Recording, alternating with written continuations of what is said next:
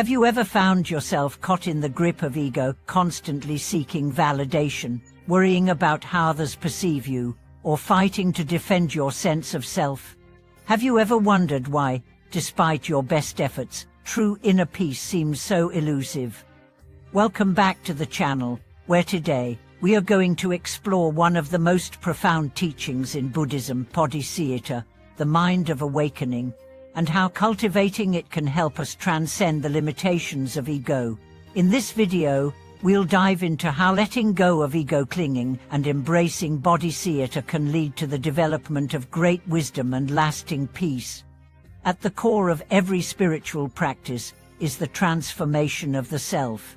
While we may think of the self as something solid, unchanging, and permanent, the Buddha taught us that the self is an illusion, a construct that we cling to, causing suffering and keeping us trapped in cycles of attachment, fear, and ignorance. Bodhicitta, the awakened heart, is the key to breaking free from this illusion and stepping into a life of true wisdom and compassion. Bodhicitta is often described as the wish to attain enlightenment for the benefit of all beings. Unlike the ego, which is self-centered and concerned only with its own survival and satisfaction, Bodhicitta shifts the focus from self to others. It is the compassionate mind that wishes to awaken not for personal gain, but for the liberation of all sentient beings. Bodhicitta rises from the deep understanding that all beings are interconnected and that true peace cannot be attained while others are still suffering.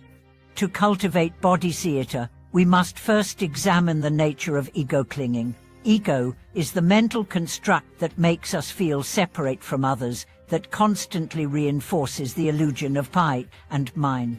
It is the part of us that seeks approval, avoids criticism, and constantly measures our worth by external standards. Ego clinging feeds on comparison, competition, and fear. It is what keeps us trapped in cycles of suffering. The Buddha's teachings encourage us to recognize ego clinging as the root cause of our suffering. Ego leads to attachment and aversion, attachment to what we desire, and aversion to what we fear. This constant push and pull create inner turmoil, making it impossible to experience true peace. Bodhicitta, on the other hand, is the antidote to ego clinging.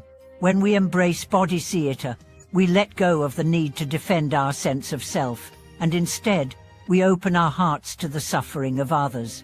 We begin to see that our happiness is intimately connected to the happiness of all beings, and we dedicate ourselves to the path of awakening, not for personal gain, but for the liberation of all. The practice of cultivating Bodhicitta begins with developing the wish to help others. This may seem like an abstract or lofty goal, but it can start with small, everyday acts of kindness. Every time we act with compassion, we are planting the seeds of Bodhicitta. When we offer a smile to a stranger, lend a helping hand, or listen with genuine attention to someone's pain, we are practicing the awakened heart. These actions don't need to be grand or heroic. Even the smallest act of kindness is a powerful expression of Bodhicitta. One of the key practices in cultivating Bodhicitta is the cultivation of loving kindness and compassion. Loving kindness is the ability to wish for the happiness and well-being of others. It is the opposite of ego clinging, which focuses solely on our own desires and fears. Compassion is the ability to feel the suffering of others and to act with a deep sense of empathy. These two qualities, when developed together, form the foundation of Bodhicitta. Through meditation, we can practice cultivating loving kindness and compassion. A simple method is to begin by generating feelings of warmth and care for ourselves. Often, we are our own harshest critics, and we may struggle to cultivate kindness toward ourselves. But the truth is, we cannot give to others what we do not first give to ourselves. So, in meditation, we can start by silently repeating phrases like, "May I be happy, may I be peaceful, may I be free from suffering." Once we have generated these feelings of kindness and compassion for ourselves, we can extend them to others, first to loved ones, then to acquaintances, and finally to all beings everywhere. This practice of expanding the circle of compassion is a powerful way to cultivate Bodhicitta. Another essential practice in the cultivation of Bodhicitta is recognizing and letting go of our attachment to the self. The more we cling to our sense of I and mine, the more we reinforce the walls that separate us from others. This is what the Buddha called self-grasping, the belief that there is a permanent, unchanging self that exists independently of others. In reality, our sense of self is fluid, interconnected, and ever-changing. It is not a fixed entity, but a collection of thoughts, emotions, and experiences that constantly evolve. Letting go of self-grasping does not mean abandoning our individuality or neglecting our needs. Rather, it means recognizing that our sense of self is not as solid or permanent as we think. When we let go of this rigid attachment to the self, we become more open and receptive to others. We begin to see that the happiness and suffering of others are not separate from our own. We recognize that we are all part of a larger whole, interconnected by the same desires, fears, and aspirations. One of the most profound ways to overcome ego clinging is to practice humility. Humility is the recognition that we are not superior to others, nor are we inferior. We are all equal in our potential for awakening. When we let go of the need to be better than others, we free ourselves from the competitive mindset that perpetuates suffering. Humility allows us to embrace our own imperfections and to recognize the wisdom in others, no matter their status or position. It is through humility that we begin to break down the barriers that ego constructs, and in doing so, we allow Bodhicitta to flow more freely. A powerful tool for cultivating humility and letting go of ego is the practice of Tuen Len, or giving and receiving. In this practice, we visualize taking on the suffering of others with each breath in, and with each breath out, we send out peace, healing, and love. This practice helps us break the cycle of self-centeredness by directing our focus outward. It reminds us that we are not separate from others, that their suffering is our suffering, and their happiness is our happiness. Over time, as we deepen our practice of Bodhicitta, we begin to experience a shift in our priorities. The ego, which once dominated our thoughts and actions, becomes less and less important. Instead, we begin to prioritize the well-being of others. This shift is not just theoretical, it is practical. It manifests in our daily actions, our relationships, and the choices we make. The more we embody Bodhicitta, the more natural it becomes to act with kindness, compassion, and wisdom in every situation. It's important to remember that cultivating Bodhicitta is not a linear process. It is not something we achieved and then move beyond. It is an ongoing practice, one that requires patience, perseverance, and continuous effort. There will be moments when we forget our vow, when ego clinging arises, when we act out of selfishness or fear. But each time we recognize this and return to our intention of awakening for the benefit of all beings, we are strengthening our practice and moving closer to the path of wisdom. The culmination of Bodhicitta is the realization of the interdependence of all beings.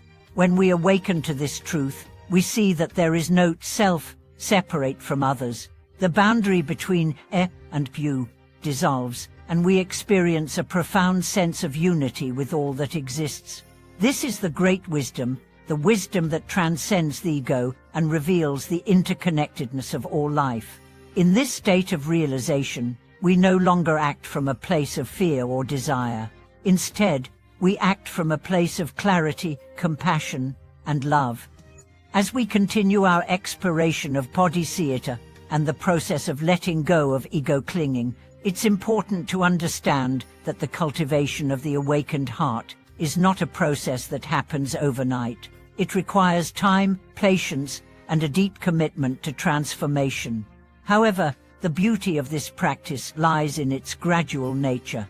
Each step, no matter how small, contributes to the larger unfolding of wisdom, compassion, and peace. One of the most profound aspects of Bodhicitta is the way it begins to shift our understanding of relationships. When we practice Bodhicitta, we begin to view others not through the lens of judgment or comparison, but through the lens of deep empathy and interconnectedness. We see that every person we encounter, whether friend, stranger, or adversary, is also suffering in some way. And just as we yearn for our own happiness and freedom, so do they. The shift in perspective that occurs when we begin to see others as fellow travelers on the path of suffering and awakening is transformative. We begin to recognize the shared humanity in every interaction. Whether we are engaged in casual conversation with a friend or confronting a difficult situation with a co-worker, the practice of Bodhicitta invites us to respond with empathy and kindness, rather than ego-driven reactions. For example, when we find ourselves in conflict with someone, the tendency of the ego is to immediately defend our position, to argue, or to withdraw in self-protection. But through the practice of Bodhicitta, we learn to pause and consider the other person's perspective. We ask ourselves, what is it that they are suffering from? How can I act in a way that benefits both of us? This shift from self-centeredness to other-centeredness doesn't mean that we abandon our own needs or feelings. It simply means that we approach every interaction with a heart that is open, receptive, and caring. This is not to say that we will always be able to respond in this way. We are human, and at times, the pull of ego can be overwhelming. But what matters is the awareness and the intention to return to a place of compassion whenever we falter. Every time we recognize our attachment to the ego and make a conscious effort to soften it, we are reinforcing our practice of Bodhicitta. Another significant aspect of Bodhicitta is the recognition that our actions ripple out into the world, affecting not only ourselves but everyone around us. The energy we bring to a situation, whether positive or negative, creates an atmosphere that others can feel. Just as a stone creates ripples in water, our actions, words, and thoughts create ripples in the world. When we act from a place of compassion and wisdom, we contribute to the collective healing of society. But when we act out of ego-driven desires, we contribute to the perpetuation of suffering. This understanding reinforces the idea that Bodhicitta is not just a personal practice, it is a collective practice. The more we cultivate the awakened heart within ourselves, the more we contribute to the awakening of the world. In a world that is often divided by conflict, greed, and fear, the practice of Bodhicitta offers a powerful antidote. Each act of kindness, each moment of patience, each gesture of compassion adds to the collective field of love and healing that has the potential to transform society. In the context of the modern world, where the pace of life is often frantic and the demands of work, relationships, and personal achievement can feel overwhelming, the practice of Bodhicitta offers a much-needed refuge. It provides a way to navigate the stresses and challenges of daily life with a calm and steady heart. When we practice Bodhicitta, we are not running away from the difficulties of the world, but rather we are learning to face them with grace and wisdom. We are cultivating the ability to remain centered and peaceful, even in the midst of chaos. One of the most powerful practices that helps us cultivate Bodhicitta in the midst of modern life is the practice of deep listening. In a world filled with distractions, it's easy to forget the importance of truly listening to others. But deep listening is one of the most profound acts of compassion we can offer. When we listen with our full attention, without judgment, without interruption, without the need to fix the situation, we create a space where the other person can feel heard and understood. This is a powerful way to connect with others on a deeper level, and it is an expression of Bodhicitta in action. Deep listening requires us to let go of the need to control or direct the conversation. It requires us to be present, to be humble, and to honor the other person's experience. In this way, deep listening becomes a form of love, a love that is not self-centered, but focused entirely on the well-being of the other person. When we engage in deep listening, we are not only offering our attention, but also offering our heart. Another aspect of practicing Bodhicitta in daily life is the ability to be fully present in whatever task we are engaged in. Whether we are washing dishes, writing an email, or taking a walk, the practice of mindfulness can help us bring the full weight of our attention to the present moment. When we practice mindfulness, we engage fully with what is in front of us, rather than getting lost in distractions or worries. This presence, this attentiveness, is a form of Bodhicitta because it is an act of honoring the moment and everything within it. By being present, we affirm that every moment is precious and worthy of our full attention. Being present also means being aware of our inner state. Bodhicitta calls us to recognize when we are acting out of ego, and to pause, reflect, and choose a different response. When we find ourselves getting irritated or upset, we don't need to judge ourselves for these emotions. Instead, we can acknowledge them and gently guide ourselves back to a place of compassion and understanding. This process of self-awareness and self-correction is part of the ongoing journey of cultivating Bodhicitta. As we continue to cultivate Bodhicitta, we may also notice a shift in our relationship to suffering. In the beginning, we may have seen suffering as something to avoid or resist, but as we deepen our practice, we begin to see that suffering is not something that defines us or that we should fear. Suffering, like happiness, is impermanent. It comes and goes. It is part of the human experience, but it is not the end of the story.